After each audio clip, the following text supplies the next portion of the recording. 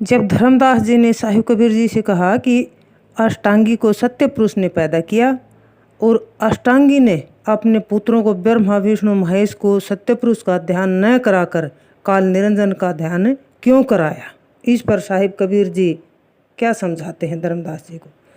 धर्म सुन हो जन नारी सुभाऊ, अब तू ही प्रगट वर्णी समझाऊ, होए पुत्री जेहि घर माही, अनेक जतन परी तो सताही। सतगुरु कबीर साहिब जी कहते हैं कि हे धर्मदास सुनो, नारी का स्वभाव जैसा होता है मैं तुम्हें अब वह प्रत्यक्ष वर्णन करके समझाता हूँ। जिसके घर में पुत्री उत्पन्न होती है वह अनेक उपाय करके उसे पालता पोसता है। वस्त्र भक्ष सुख सेज निवासा, घर बाहर सब तिहि विश्वासा, यज्ञ कराए देह पितु मातु, विदा किन्ह हित परिति सोताता। वह उसे पहनने को वस्त्र, खाने को भोजन, सोने को सैया, रहने को घर एवं सब सुख देते हैं और घर बाहर सब जगह पर उस पर विश्वास करते हैं।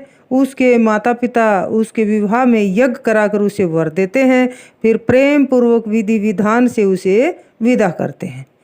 गई सुता जब स्वामी गेहा, रात्यो तासु संग गुण नेहा, माता पिता सब है विसरावै, धर्मदास अस नारी स्वभाव। माता पिता के घर से विदा होकर वह अपने स्वामी के घर गई तो उसके साथ गुण एवं प्रेम में इतनी मगन हो गई कि फिर उसने अपने माता पिता सबको भुला दिया। हे धर्मदास, ऐसा नारी का स्वभाव है। ताते आध्या भई बिगानी, काल अंग है रही भवानी, तात पुरुष प्रगट नहीं लाई, काल रूप विष्णु दिखलाई। इसीलिए नारी स्वभाव वश आध्या पराई हो गई, वह काल निरंजन के साथ होकर उसी की होकर रह गई। अतः उसने सत्य पुरुष के रहस्य को प्रकट नहीं किया और अपने पुत्र विष्णु को काल निरंजन का ही रूप दिखाया। धर्मदास वचन सतगुरु साहिब प्रति। हे साहेब यह जान्यो भेद, अब आगे का करहु उछेद। धर्मदास जी साहिब जी से कहते हैं कि हे साहिब यह रहस्य तो मैंने जान लिया, अब आगे का रहस्य बताओ कि आगे क्या हुआ। सतगुरु कबीर वचन धर्मदास प्रति।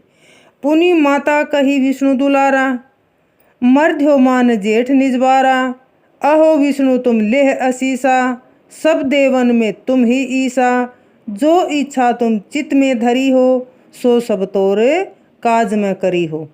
सतगुरु कबीर साहिब जी कहते हैं कि फिर माता अष्टांगी ने विष्णु को प्यार किया और कहा कि अपने समय में ज्येष्ठ पुत्र ब्रह्मा ने तो मान मर्यादा खो दी है।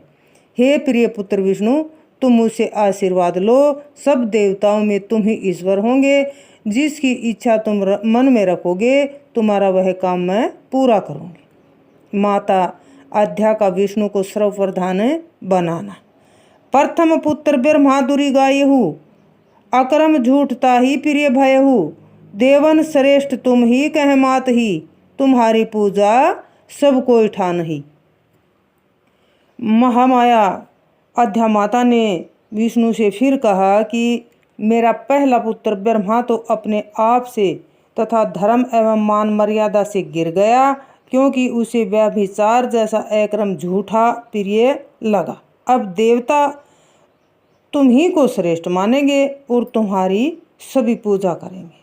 सतगुरु कबीर वचन धर्मदास प्रति।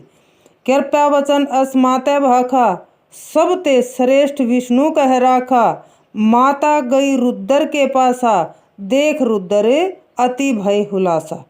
साहिब जी कहते हैं कि अपने आशीर्वाद फल स्वरूप माता आध्या ने ऐसा वचन बोला कि उसने सब में श्रेष्ठ विष्णु को रखा। फिर माता रुद्र के पास गई, अपने पास माता को आया देखकर शंकर बहुत प्रसन्न हुआ। आध्या का महेश को वरदान देना। पुनि लहुरा कह पूछे माता, तुम शिव कहो हृदय की बाता, मांग हूँ जो तुम्हारे चित भावे, सोते ही देव मात फुरमावे, दो पुत्रन कहें मात दर्डावा, मांग महेश जोई मन भावा।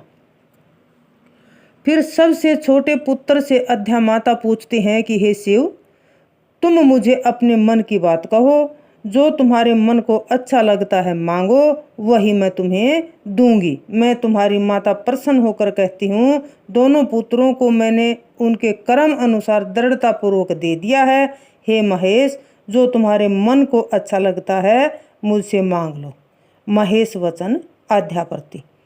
जोरी पानी शिव कहबे लीन्हा, देहु जननी जो आज्ञा कीन्हा, कब हुन विन से मेरी देही, हे माता मांगो वर ये ही, हे जननी यह कीजे दाया, कब हुन विन से मेरी काया।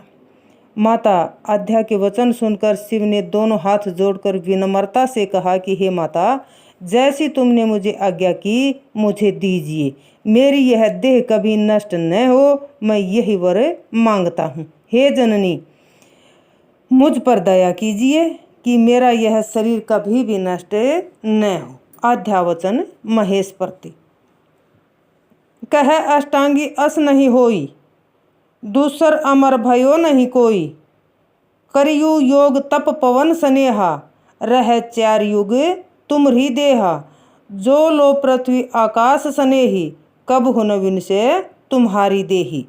माता अष्टांगी ने कहा कि ऐसा नहीं हो सकता, क्योंकि आदि पुरुष के अलावा कोई दूसरा अमर नहीं हुआ। तुम प्रेम पूर्वक प्राण पवन का संयम कर योग तप करो तो तुम्हारी देह 4 युग तक बनी रहेगी। तब जहाँ तक पृथ्वी आकाश होंगे तुम्हारी देह कभी भी नष्ट न होगी। धर्मदास वचन सदगुरु कबीर साहिब प्रति। धर्मदास विनती चितलाई, ज्ञानी मोहि कहो समुझाई, यह तो सकल भेद हम पाई, अब ब्रह्मा को कहो उपाई, अध्यासाप ताही कह दीन्या, ते ही पीछे ब्रह्मा कसली कीन्या। धर्मदास ने मन लगाकर विनती की कि हे ज्ञानी सतगुरु कबीर साहिब जी, मुझे समझा कर कहो। आपकी कृपा से तो मैंने यह सारा रहस्य समझ लिया है, अब ब्रह्मा का वर्णन करो। माता अध्या ने उसे शाप दिया। उसके बाद ब्रह्मा ने कैसे क्या किया, इससे आगे का सतगुरु कबीर साहिब जी धर्मदास जी को कल की वीडियो में समझाएंगे। तब तक के लिए आज्ञा दें, अपना ख्याल रखें, सत्य पुरुष को याद रखें। बोलो साधो सत साहिब।